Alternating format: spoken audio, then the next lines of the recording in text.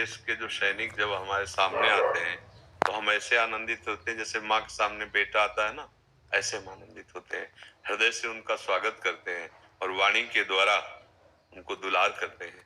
और सच्ची मानिएगा, जो हमारा जो कुछ भी जीवन धन है, भजन साधन, हमारे राष्ट्र सैनिकों की सुरक्षा में, उनको स्वस्थ बनाने में, उनको धैर्य बनाने में लगे। मेरे जीवन का कोई अस्तित्व नहीं, मेरे जीवन का अस्तित्व मेरा राष्ट्र है, मेरी समाज है। इसलिए हम आपको प्रणाम करते हुए बार बार कहते हैं कि आप एक संत से कम नहीं है, क्योंकि हर समय भयानक संकट का विषय है। अब उस स्थिति में वो सीधे आपके ऊपर बादल फट जाता है, आप लोगों जहां हम रह रहे हैं वहां फट जाता।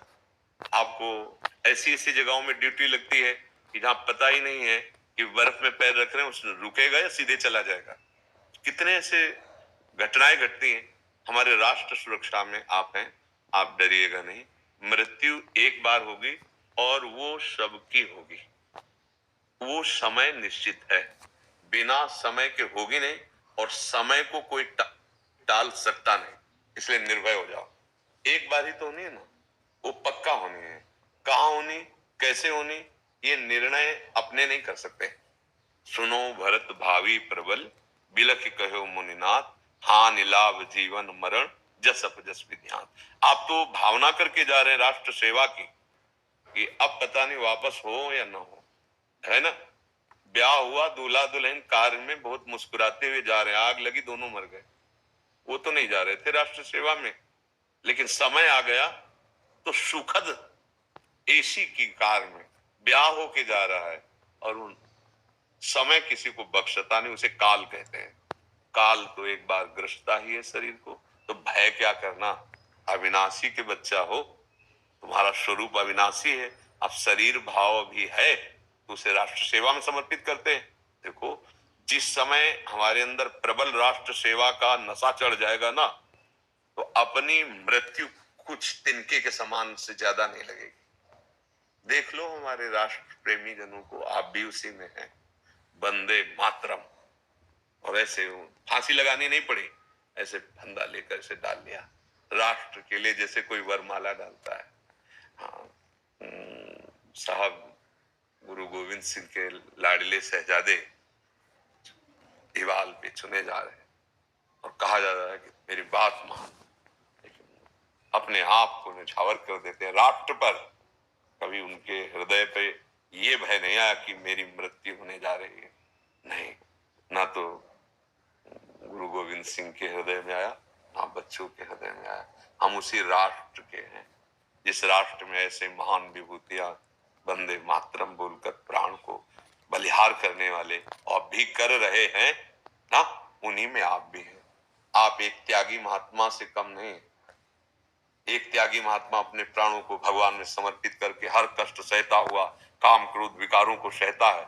आप अपने प्राणों को राष्ट्र पे समर्पित करके अपने परिवार का, अपने शरीर का मोह छोड़ करके डरो मत, उत्तम गति का मार्ग चयन कर रहे हो, यह अधोगति का मार्ग नहीं।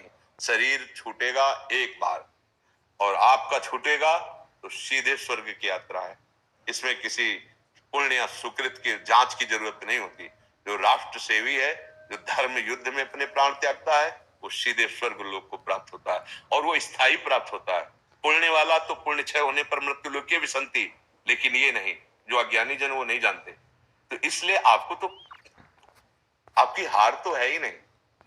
शरीर बचा तो आजीवन गर्वपूर्वक आप कह सकते हैं मैं राष्ट्र सैनिक रहा और हमारी भारत सरकार आपकी सेवा करेगी। और शरीर पूरा हुआ तो परिवार की सेवा होगी और आपकी उत्तम गति होगी। डरना तो है नहीं, दोनों हाथ में लड्डू हैं, इसमें कभी संकोच मत करना, भयभीत मत होना। नहीं नहीं, बिल्कुल नहीं। भय कायर पुरुष धारण करते हैं, वीर पुरुष नहीं। एक बार मरना, सबको एक बार मरना, फिर क्या मरने के लिए क्या डरना। एक बार है, अगर कोई एक आदमी मर रहा हो तो सोचने की बात आ जाएगी। सबको मरना है, इसका नाम मृत्यु लोक है। बात यही समझनी है। फिर डरना क्या, मौज मस्ती से रहो। मौज मस्ती का मतलब अपराध या पाप भावना नहीं, जैसे आज के लोग कहते हैं वो पाप भावना नहीं। धर्म, राष्ट्र, समाज सेवा, इसके लिए नहीं डरना, ठीक है ना।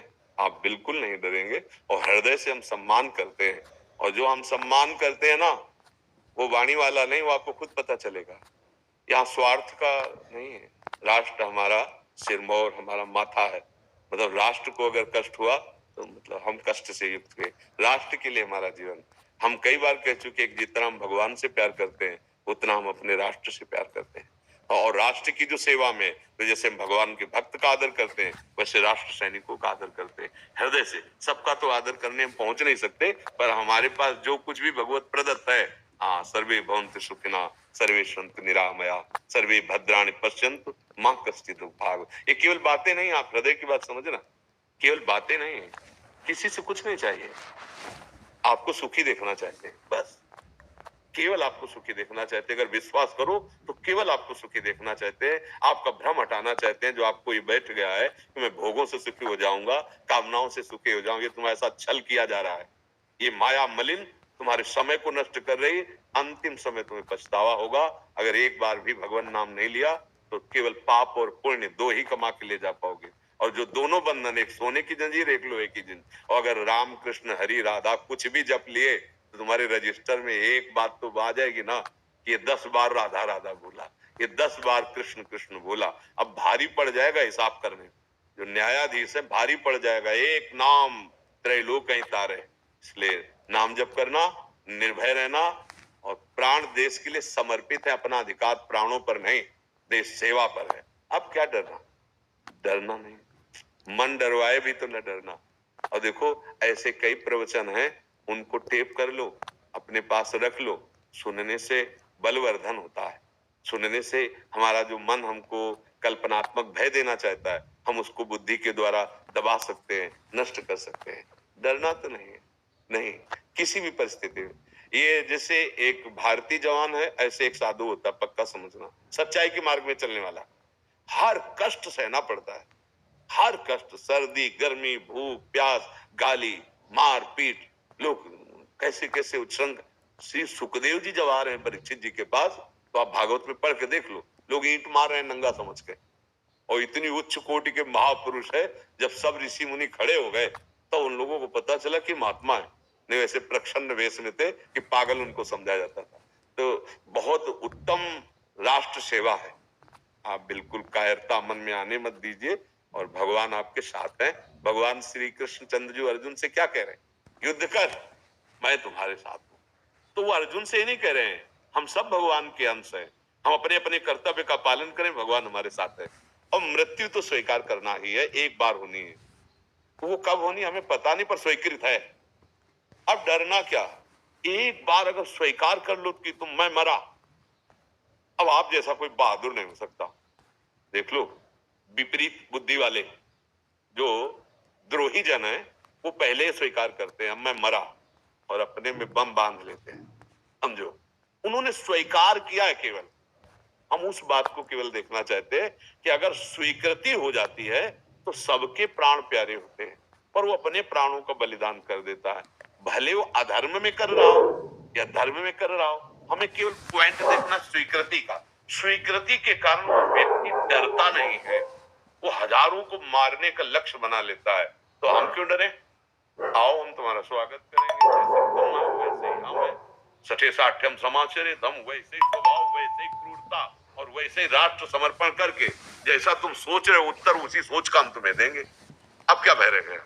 जब हमारी सोच थोड़ा कमजोर हो जाती है तो भय लगता है। नहीं डरना, पक्का? हाँ पक्का, ठीक है। नहीं नहीं, बहुत बड़ी बात है। हमारे राष्ट्र सेवक दल, हमारी बहुत बड़ी श्रद्धा है। जब हम उनको देखते हैं ना तो हमारा हृदय चौड़ा होता है। हाँ, आप हमारी सुरक्षा में पूरे देशवासी। आप जब जगते हैं तब हम चैन से सोते हैं, आप जब भयभीत होते हैं तो हम निर्भय में। अगर आप जो है सो जाएं तो हमारी नींद उड़ा दी जाएगी, पक्का। ये भले मूर्खतावश न समझते हो, पर राष्ट्र सैनिक हमारे बंधनीय है और पूजनीय है, और उनको प्रशंसा करनी चाहिए। उनकी प्रशंसा, उनका आत्म उत्साह बढ़ाना चाहिए। हमारे घर के तो बच्चे हैं, कौन है आप विचार करो। राष्ट्र सैनिक हमारे घर के तो है, हम ही लोग तो हैं उनमें जा करके। तो उनका उत्साह वर्धन करना चाहिए, उनका सम्मान करना चाहिए। आप बहुत मस्ती से रहो, भगवान की कृपा का पात्र बनो। हमारे राष्ट्र सेवा में शरीर रहे या न रहे इसकी कोई परवाह नहीं। शरीर तो ऐसे ही जा रहे, कीड़ा मकोड़े की तरह जा रहे, नहीं जा रहे। जरा सी घटना में पानी का बुलबुला फूट जाता है, इसका कोई महत्व नहीं। कहाँ गया, भाई इसका महत्व देखना है। एक बार जरा सा हम बता देते हैं, केवट जब भगवान राम जी के चरण पखारने के लिए बोला ना, भगवान कह रहे मुझे शीघ्र पार जाना है, तुम नौका ले आओ। ओ प्रभु, जब तक चरण नहीं धुलवा लोगे तब तक हम नौका नहीं लाएंगे, क्योंकि हमें कुछ संशय है। क्या? बोले आपके चरणों का प्रताप सुना कि पत्थर में छू गई तो स्त्री बन गई, एक तो घर में बैठी है और नाव से हमारा वो बड़ा विरोध किया।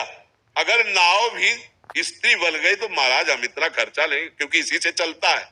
एक बार हम कठौता में पैर धो लेंगे ना, तो लकड़ी का है ना, कि हमें विश्वास हो जाएगा कि नाव स्त्री नहीं बनेगी, अगर कठौता स्त्री नहीं बना तो। और बड़ी चतुराई से कठौती नहीं लाया, कठौता लाया। अगर बलेगा भी तो खेले वाला लड़का बलेगा। लक्ष्मण जी ने कहा ये विनोद का समय तुम्हारा, ऐसे किया। तो उसने कहा डरने वाले ने नहीं, बरु तीर मारो ही लखन पे, जब लग न पाए पखारी हो। भले तुम तीर मार। बोले इसमें भला तेरा क्या हो जाएगा अगर हम तीर मार देंगे? बोले देखो हमारा मरना बहुत प्रशंसनीय होगा। मरता हूं कहां? सुचि गंगा के तीर। साक्षी कौन है? रघुनाथ सुनाथ निहारत है। अपराध यही बस दास कथा, प्रभु के पद पदुम पखारत है। लक्ष्मण जी तुम हमें मारने की धमकी मत दो, मैं डरने वाला नहीं, क्योंकि इस समय मरना भी बड़ा मंगलमय हो जाएगा। गंगा के तीर पे रघुनाथ जी साक्षी हैं। अपराध यही था कि रघुनाथ जी के चरण पखार। भगवान ने कहा अच्छा जल्दी करो, तुम्हें जैसे तसल्ली। हम ये पॉइंट तुम्हें बताना चाहते हैं कि मृत्यु तो सबकी होती है, लेकिन धन्य भाग है कि कहां होती है और किस उद्देश्य से होती है। इस पर आपका उद्देश्य देश रक्षा है, इसलिए मृत्यु आपके लिए स्वागत का विषय, डरना नहीं, आनंदित रहना। ठीक है।